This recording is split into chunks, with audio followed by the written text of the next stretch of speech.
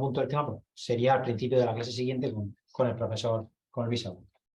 Entonces, bueno, decíamos que son sujetos beneficiarios de la prestación por desempleo, trabajadores por cuenta ajena, trabajadores que sin ser funcionarios de carrera están regidos por el derecho administrativo. ¿Quiénes son en este caso? ¿Vale? Personas que trabajen para una administración pública, pero que no sean, como digo, funcionarios de carrera. Por ejemplo, un profesor asociado en la Universidad de Murcia, no es adelante. ¿Tenéis algún problema? Sí, sí, no sé si el audio se está grabando bien.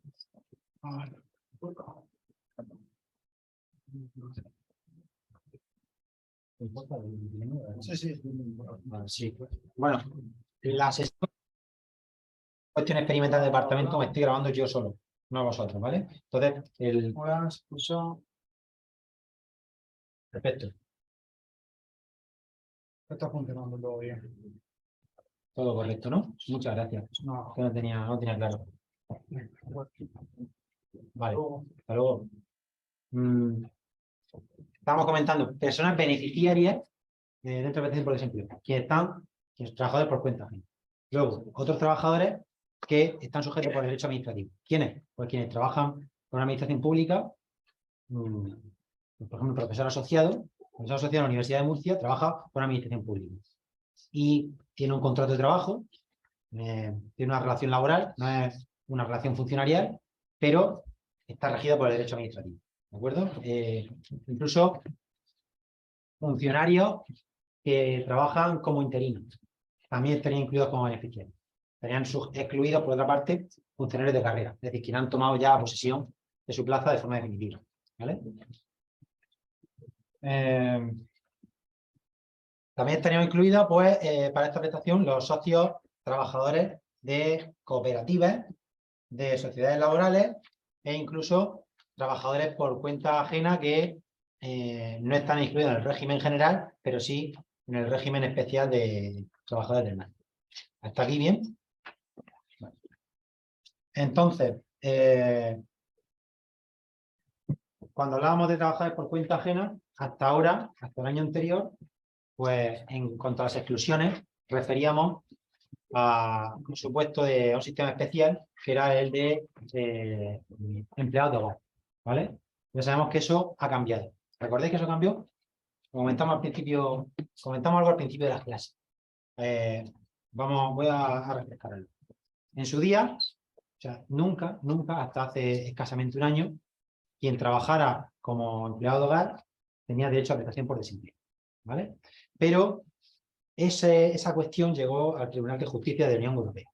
Entonces se determinó que excluir de la prestación por desempleo a un ámbito laboral que en su inmensa mayoría de casos está desempeñado por mujeres, pues era un supuesto de lo que se llama discriminación indirecta. Es decir, no se discrimina directamente a una mujer o a una persona de una determinada orientación sexual, pero sí se establece unos límites que al final, estadísticamente, en la inmensa mayoría de casos, los van a sufrir personas de género femenino.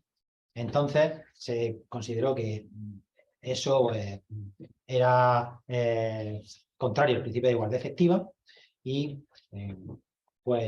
a partir de esa sentencia, nuestro país suscribió algo que no tenía suscrito, que era el convenio 189 de la OIT, que era el convenio que establece una serie de condiciones mínimas de trabajo y de prestaciones para el trabajo doméstico, para el trabajo de empleado de hogar. Entonces, a partir de ahora, desde hace muy poco tiempo, desde finales de 2022, sí es posible que quien está incluido en este sistema especial, porque ya sabemos que los empleados de hogar están dentro del régimen general, pero dentro de un sistema especial, pues sí accedan a la prestación por desempleo, ¿vale? Entonces, ahora ya no es una exclusión, desde hace relativamente poco tiempo. Sí sería excluida, por ejemplo, como hemos dicho, funcionarios de carrera, quien desempeñen cargos de administración en empresas, ya sea porque tengan el control efectivo. Ya sabemos que hablábamos de control efectivo, pues por ejemplo, cuando tengo el 50% o más del 50% de las acciones de una sociedad, tengo el control efectivo. Ahí sería reta. Por tanto, por ese motivo, no voy a poder acceder a prestación por desempleo. Pero es que incluso aunque fuera simplemente el gerente, aunque me contraten de gerente en una sociedad, recordáis que hablábamos de supuestos incluidos dentro del régimen general, pero había un supuesto específico que es quien realiza funciones de gerencia, pues no podía acceder a dos cosas. Una de ellas era el desempleo y a otra nos suena yo como gerente en una sociedad no puedo acceder a desempleo y a qué. ¿Eh? No. Me estoy refiriendo a prestación, indemnización sí. Hay otro tipo de otra prestación de un fondo concreto que si la empresa quiebra y es insolvente, pues mejor todos mis compañeros podrán acceder, pero yo, que soy gerente, no. Exactamente. Eso, más que nada, un repaso. Lo vimos en las primeras clases. Cuando hablábamos de quiénes están incluidos en el régimen general, quiénes no están, había un caso específico que era quien realiza funciones de gerencia. Hombre, si tengo el control efectivo de la sociedad, directamente soy reta, porque se me considera que actúo trabajo por cuenta propia. Pero si no tengo el control efectivo de la sociedad y simplemente me han contratado para que desempeñe funciones de gerencia, por el mero hecho de desempeñar funciones de gerencia, no voy a poder hacer a la prestación ni por desempleo ni de fugaza, ¿vale? Entonces, eso lo comentamos en su día, pues, y ahora es pertinente que lo recordemos en este tema, porque hablamos del desempleo. No está incluido en el desempleo, pues quien tiene la condición de, bueno, familiares de quien regenta el negocio y tienen la condición de autónomo colaborador, ¿vale? Pues, por ejemplo, si mi cónyuge tiene un negocio, una ferretería, y yo trabajo con mi cónyuge como autónomo, sería autónomo colaborador y evidentemente pues, estoy excluido.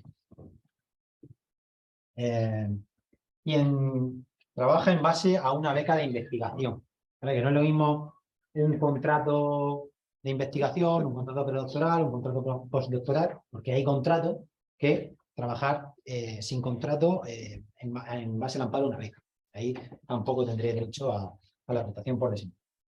Bueno, estos serían algunos de los supuestos de exclusiones de desempleo más frecuentes.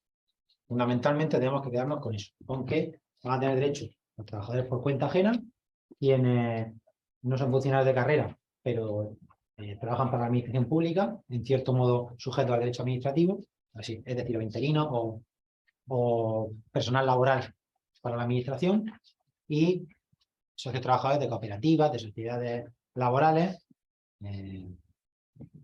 cooperativas de trabajo, en fin, y trabajadores por cuenta ajena, aunque no sea el régimen general, del régimen especial de trabajadores. Bueno, la prestación por desempleo tiene tres niveles. La contributiva, tiene la asistencial y luego otro nivel que es una vuelta de tuerca con respecto a la asistencial, que es el de inserción. Entonces, el nivel contributivo, pues ya podemos imaginarnos cómo caracterizarlo. Pues, cuando se ha reunido una serie de requisitos de cotización, la prestación por desempleo a nivel contributivo tiene como razón de ser sustituir las rentas que percibía ese trabajador pues, en el periodo en el que ha estado activo.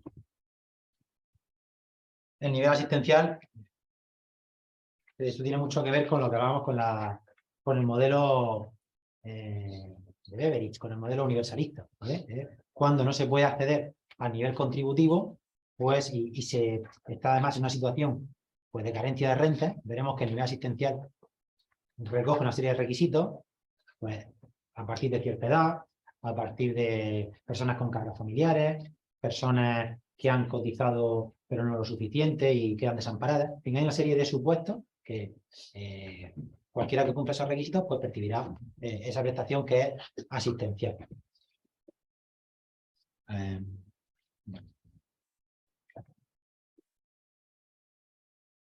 Y el nivel de inserción podemos decir que está vinculado tiene relación con las políticas de empleo para aquellos grupos de población que no es ya que hayan agotado la prestación contributiva y que incluso hayan agotado la asistencial, sino que además se encuentran dentro de un grupo con dificultades para volver a incorporarse al mercado de trabajo. Entonces, más que compensar esa pérdida de renta, el nivel de inserción tiene su razón de ser en una prestación que vaya ligada a acciones de formación, de reciclaje, para evitar una situación de exclusión social y, en última instancia, poder favorecer que vuelva al mercado de trabajo esa persona. Bueno, entrando a fondo con la contributiva. Requisitos para el acceso a la prestación contributiva por desempleo. El primero es estar afiliado y en alta. Afiliado y en alta. El segundo es encontrarse dentro de lo que la norma define como situación legal de desempleo. ¿Vale? Vamos a ver lo que es la situación legal de desempleo. Pues lo que comentábamos, perder el empleo de forma temporal o definitiva, ya sea íntegramente toda la jornada de ese trabajador o a tiempo parcial. ¿Cuándo se puede perder un empleo de forma definitiva? Cuando se despide a un trabajador. ¿Cuándo se puede perder de forma temporal? Cuando se despide a un trabajador o cuando termina un contrato de trabajo, o contrato temporal. El contrato temporal puede terminar y el trabajador no es despedido, simplemente finaliza su contrato. Por ejemplo, alguien que esté sustituyendo una excedencia forzosa y a los 4 o a los 8 años se reincorpora la persona que desempeñaba ese puesto. Termina su contrato de forma definitiva y entonces sería un supuesto que estaría encuadrado dentro de lo que llamamos situación legal de desempleo. Supuestos en los que se pierde el empleo de forma total, los que hemos comentado. Un trabajador que pierda en cualquiera de los dos ejemplos mencionados, pero que sea a tiempo completo. Supuesto a tiempo parcial, pues cuando se produce una reducción de jornada. Un expediente de regulación temporal de empleo por reducción de jornada. Si es un expediente de regulación temporal de empleo de suspensión, pues también será una pérdida temporal que también se encuadrará como situación legal de desempleo. A ver. También hay que decir que hay lo que hemos comentado anteriormente, de que la pérdida de empleo sea de forma involuntaria, pues es así, generalmente es así, ¿vale? Pero hay que plantear dos matices. Hay dos supuestos muy específicos, excepcionales, en los que se puede acceder a la prestación por desempleo sin que el trabajador haya perdido su empleo de forma involuntaria, ¿vale? Generalmente, si yo me marcho de un trabajo, no voy a tener derecho a desempleo. Cualquier baja voluntaria nunca va a ser motivo de desempleo. Siempre va a ser, pues como hemos dicho, que se termine un contrato, por causa ajena a mi voluntad, que se me despida, que cierre la empresa, pero hay dos supuestos en los que sí podría acceder a desempleo, aunque no haya sido involuntaria el cese en la empresa. Uno de ellos es cuando, en base a lo que marca el artículo 40 o 41 del Estatuto de los Trabajadores, es decir, modificación sustancial de condiciones de trabajo o movilidad geográfica, pues esa decisión de la empresa yo considero que me causa un perjuicio y me acojo a mi derecho a marcharme de la empresa con el derecho a 20 días por año trabajado. ¿Recordamos eso? Eso lo hemos visto en el derecho del trabajo. Si no, lo comento brevemente. A ver, cuando yo estoy trabajando en una empresa, vamos a poner que estoy trabajando en la empresa que sea, en el Pozo, y entonces me comunican que para mis labores como en el área comercial es necesario mi traslado a Zaragoza. ¿Vale? Se me comunica con 30 días de antelación, como marca el artículo 41 del Estatuto de los Trabajadores, que tengo que ser trasladado a Zaragoza. Recordáis que entre las opciones que tiene el trabajador, una de ellas es aceptarlo y marcharse. Otra de ellas es no aceptarlo e impugnarlo en vía judicial porque considero que no se dan los requisitos de forma o de fondo. Y la tercera opción es no discuto los motivos alegados por la empresa, pero considero que hay un perjuicio para mí, el perjuicio de este caso evidente porque tengo que trasladarme a Zaragoza con inconvenientes familiares, etcétera, y entonces me puedo marchar con 20 días por año trabajado. ¿Recordamos eso?